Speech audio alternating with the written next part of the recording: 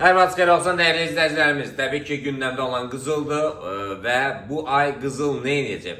Yəni qalxacaqmı, edəcəkmi? Sonra gəldidə isə qızıl ayın birinci günü yenidən sürətlə yuxarı doğru istiqamətlə davam etdirir. Yəni 60 dollarla bir yüksəliş nümayiş etdi. Ondan sonra təbii ki, korreksiyalar oldu. Bugün biz aşağı enişləri gözləyirik. Yəni aşağı enişlər 3217'lər ən yaxın hədəfi. Ondan sonra 3297'lər və 3274'lər. Yəni təbii ki 3217'lər gözlənilən də eyni zamanda 3297'lər. Alış əməliyyatları hələ ki necə dünən sürətlə yuxarı doğru istiqamətlə davam etdirdi. Satışlar deyək ki axşam saatlarında oldu. Eləcə də bugün də güclü enişlərdən sonra axşam saatlarında yəni qalxışlar müşahidə olunacaq. Təbii ki gündəmdə olan indi qızıldır, bitcoindir. Neft artıq demək olar ki müharibələr bir tərəfdən yəni yaxın qonşularımızdan yəni müharibələr durdurandan sonra yəni qələbə bilinmədi. Kimdədir? Hərə Amerika dedi ki qələbə mənimdir, İsrail dedi ki qələbə mənimdir, İran dedi ki qələbə mənimdir. Yəni hər üçüdən təbii ki qələbə qazandı. Əsas odur ki sülh oldu, sakitlik oldu. Bu hər şeydən üstündür.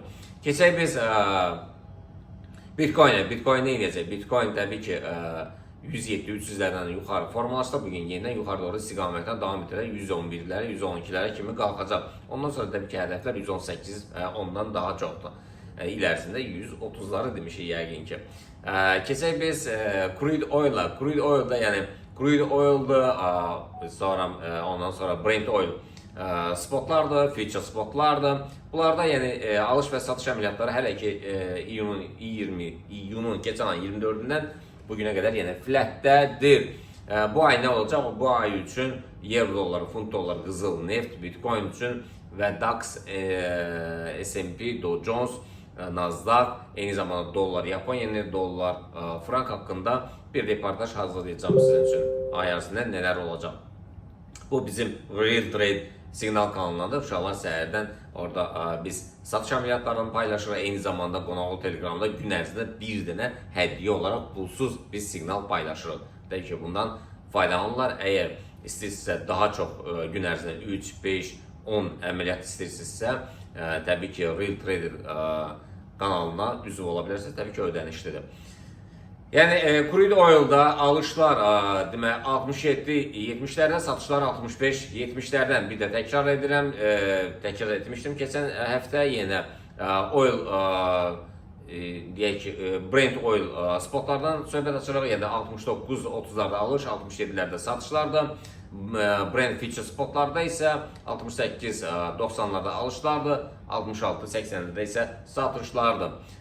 Funtun dolar rəqabətinə gəldidə isə dünən təbii ki səhər saatlarında sürətlə yuxarı doğru istiqamətlə davam etdirdi. Yəni 700 pips qalxandan sonra satış əməliyyatları 850 pipsdən aşağı doğru endi. Bugün satışlar gözlənilir. Təbii ki korreksiyalar gözlənilir. Sellər 1.37'lərdən, baylar isə 37-550'lərdən gələ bilər. Təbii ki biraz korreksiyalar eləcək bugün. Evron dolar rəqabətinə gəldidə isə Evron dolar rəqabəti dünən 650 yuxarı, 700 pips aşağı düşdü. Bugün yenidən Evro dolarda biraz aşağı enişlər müşahidə olacaq. Alışlar 1.18 yüzlərdən, hətta 18'lər də oldu Evro dolarda. Biz bu haqda danışmışdıq ilin əvvəlində və satışlar isə 1.17-500'lərdən fikirləşməyə dəyər. Hələ ki ümumi olaraq euro dolar, funt dolar bugün biraz korreksiya, dollar, Yaponiya dollar, frank isə azca olaraq yəni yuxarı doğru korreksiyalarına davam etdirəcək. Nasdaq S&P Dow Jones DAX isə hələ ki əhval-ruhiyyəsi yuxarıdır. Yəqin ki bu ayın birinci yarısına qədər yüksəlişləri olacaq. Ondan sonra isə təbii ki çöküşlərlə, korreksiyalarla müşahidə olacaq. Sağ olun, inşallah görüşmək ümidi ilə.